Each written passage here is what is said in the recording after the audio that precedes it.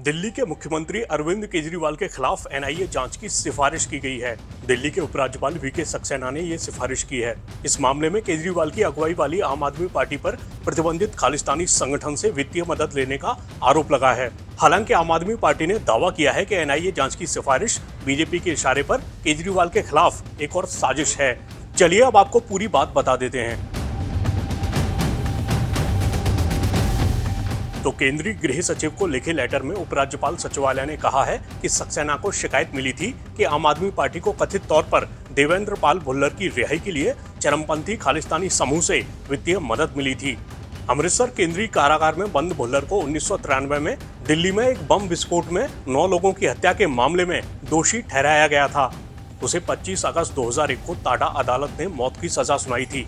इसके बाद supreme court ने उसकी मौत की सजा को कम कर दिया था, जिसके बाद से वो आजीवन कारावास की सजा काट रहा है। सक्सेना ने कहा है, शिकायतकर्ता द्वारा दिए गए इलेक्ट्रॉनिक साक्ष्यों के फॉरेंसिक परीक्षण सहित जांच की जरूरत है। लेटर में कहा गया है कि शिकायत एक मुख्यमंत्री के खिलाफ की गई है और एक प्रतिबंधित आतंकी संगठन से हासिल धन से संबंधित है। इस मामले से जुड़ी मीडिया रिपोर्ट्स में सूत्रों के हवाले से बताया गया है कि शिकायत खालिस्तानी आतंकी गुरपतवंत सिंह पन्नू द्वारा जारी किए गए एक वीडियो से संबंधित है, जिसमें उसने आरोप लगाया था कि केजरीवाल की अगुवाई वाली आम आदमी पार्टी को 2014 से 2022 के बीच खालिस्तानी समूह से वित्तीय मदद मिली थी। इन रिपोर्ट्स के मुताबिक उपराज्यपाल को दी गई शिकायत में यह भी आरोप लगाया गया है कि केजरीवाल ने 2014 में अपनी यात्रा के दौरान न्यूयॉर्क के गुरुद्वारा रिचमंड हिल्स में खालिस्तानी नेताओं के साथ बंद कमरे में बैठकें की थीं। तो इस तरह कड़ियां जोड़ते हुए आरोप लगाया गया है कि केजरीवाल ने खालिस्तानी गुटों से आम आदमी पार्टी को पर्याप्त वित्तीय सहायता के बदले में भुल्लर की रिहाई में मदद करने का वादा किया था। अब इन आरोपों की हकीकत क्या है, ये तो वक्त ही बताएगा। फिलहाल इस मामले पर सामने आए सियासी बयान आपको सुनवा देते हैं। ये बहुत जरूरी चीज जो पता चल रही है, शिकायतकर्ता के जरिए जो चिट्ठी दी गई है उसमें बाकायदा प्रमाण है। Arvind Kejriwal close door meetings कर रहे हैं।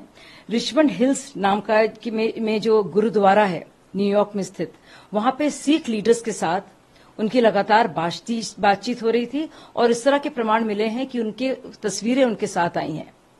तो मुझे लगता है कि बहुत जरूरी है कि इसको लेकर एनआईए फौरन जांच करे, क्योंकि अगर इस तरह की कोई टेरर फंडिंग आम आदमी पार्टी को मिली है तो उसकी तफ्तीश होना बहुत ही जरूरी है। और ये जो बात सौरभ भारद्वाज कह रहे हैं कि फला इसका एजेंट है, फला उसका एजेंट है, मैं सौरभ भारद्वाज जी से कहूंगी कि हम सब भारत के एजेंट हैं, खालिस्तान के नहीं। पूरा देश और पूरा देश जानना चाहेगा कि वो कौन सी पार्टी है जो बाकायदा बैंड टेरर आउटफिट से पैसे लेती है, जो लोग भारत विरोधी काम करते हैं उन गतिविधियों में पाए जाते हैं संलिप्त। कौन सी ऐसी पार्टी है जो उन लोगों से बाकायदा पैसे लेती है एक आतंकवादी को छुड़ाने के लिए, रिहाई मांगने के लिए? बहुत गंभीर सवाल हैं जिनका जवाब अरविंद केजरीवाल जी को और आम आदमी पार्टी को देना होगा। देखो, पंजाब में भी ये करी थी जब पंजाब का चुनाव हार हो रहा था और भाजपा और उसके सारे जब बुरी तरह से हारने लगे तो यही राग और यही टेप रिकॉर्ड उन्होंने बजाया था।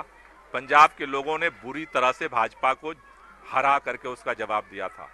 आज फिर भाजपा चुनाव देश में हार रही है, इंडिया गठबंधन चुनाव जीत रहा है, दिल्ली के 7 सीटों पर भाजपा बुरी तरह से हार रही है। इसलिए फिर उन्होंने एक नया षड्यंत्र, पहले उन्होंने सोचा कि अरविंद केजरीवाल को घोटालेबाज बना करके जेल में डाल देंगे, उल्टा हो गया, पूरी दिल्ली खड़ी हो गई अरविंद केजरीवाल के साथ। अब एक नया षड्यंत्र किए हैं। अब इस नए षड्यंत्र का जवाब 25 मई को दिल्ली के लोग अपनी वोट की ताकत से देंगे। एलजी साहब का क्या है, एलजी साहब को तो ऊपर से एजेंट हैं भाजपा के, जो बटन दबती है वो बोल देते हैं, उस पर साइन कर देते हैं, नहीं करेंगे तो हटा दिए जाएंगे। लेकिन देश की जनता, दिल्ली की जनता 25 मई को इन सारे षड्यंत्रों का, सारे जेल का जवाब अपने वोट से देगी। पंजाब ने पहले जवाब दिया था, दिल्ली और देश इस बार फिर जवाब देगा। अरे प्रधानमंत्री जी पंजाब गए, बोले केजरीवाल तो पूरा एक नया देश बनाने वाला है खालिस्तान का, उसका प्रधानमंत्री बनना चाहता है। तो ये दिखा रहा है भाजपा की बौखलाहट। ये जो अनाप शनाप जो प्रलाप हो रहा है वो इस बात को दिखा रहा है भाजपा बुरी तरह से चुनाव हार रही है। पंजाब जैसा षड्यंत्र किया जा रहा है, पंजाब जैसा ही बुरी हाल दिल्ली के अंदर होगी।